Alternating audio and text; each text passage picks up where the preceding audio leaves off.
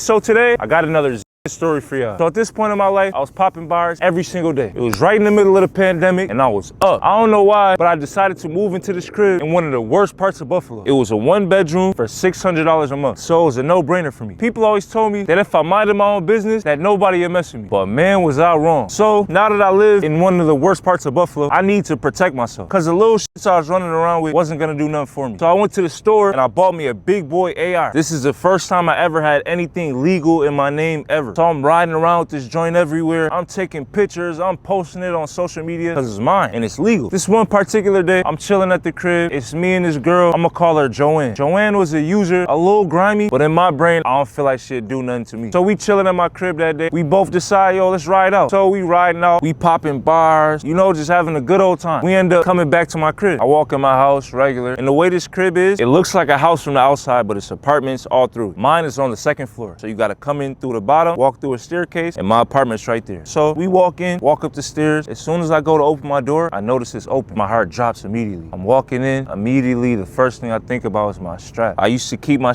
under my little chair that I had. So I walk in, flip the chair up, it's no strap. Bruh, I was sick to my stomach. So immediately, Joanne is like, yo, you think Joey did it? Joey is another one of our friends that's super grimy, super scandalous, and he would do something like this. But it was so weird to me that shit say that. So I'm like, huh? She like, do you think Joey would do this? I'm not even trying to pay that no mind. So long story short, I'm tearing the crib up, not trying to believe it because I don't get robbed. Like, this is not nothing I'm used to. This is not something that's happened to me before. So long story short, it's a Ring camera on my front door and somebody in this crib got access to it. So I'm knocking on doors, knocking on doors. Long story short, go downstairs, knock on their door. A dude come out and he basically tells me he has access to the Ring camera. So he's playing me footage all night. So we finally get to about 3 in the morning. I see the girl upstairs and 2 dudes walking outside. And the way that one of the dudes is limping, I'm like, that's my hammer. So we playing it back over and over and I'm seeing them I'm like, oh, Yep, that's it right there. So now I'm furious. I immediately just go upstairs and just sit down. Joanne's trying to talk to me, but I don't want to hear nothing right now. I'm already looking at you funny. I don't trust nobody. I'm just sitting there just trying to take it all in. The next morning, she ends up leaving. I'm still just sitting down trying to process this. So now as I'm looking around, I'm looking at pictures of my daughter on the wall. I'm like, damn, they came in here to rob me for a hammer and my daughter being here. Something about that was not sitting right with me at all. So I'm still sitting there just trying to take it in. I get a phone call. I see this dude. I'm gonna call him Trey. Trey never liked me for some reason. Something about Trey just, I don't know, he just always has something against me. So he called me, answer it. He like, yeah, bro, I heard niggas took your hammer, bro. I'm like, what? So now I forgot to tell y'all, I had a little 9 in there that they didn't take. So now I'm like, what? He like, yeah, I heard niggas took your hammer. So now I upped the need on him. I'm like, yeah, they didn't take this one though. So he like, oh, you up and pose on me? Oh, that's how you feel? He said,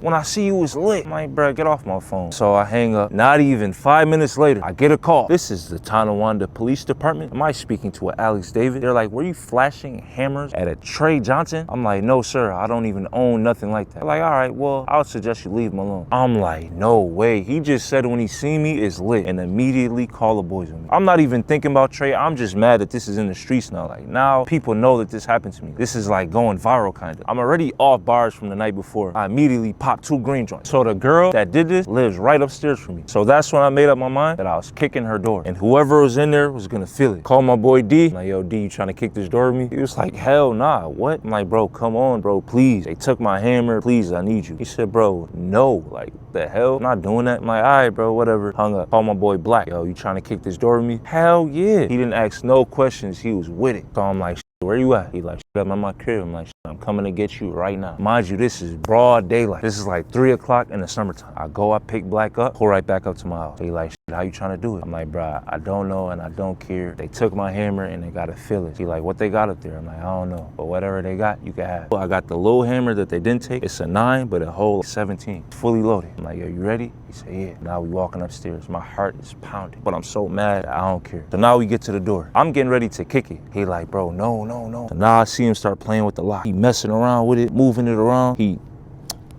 pushed the door open. I'm like, oh, shit. So now the doors swing open. So now we got no choice. We already here. Now I'm walking in. He right behind me. As soon as you walk in, it's like a curtain sectioning off the living room. So I walk up to the curtain, drag it open. There's nobody behind it. It's a living room. Then you see 2 other rooms, both with curtains on them. So now I look at Black. He go to the first room. There's nobody behind it. So now it's 1 more room left. I know they gotta be in this room. So now we walk up to the last room, fling the curtain open.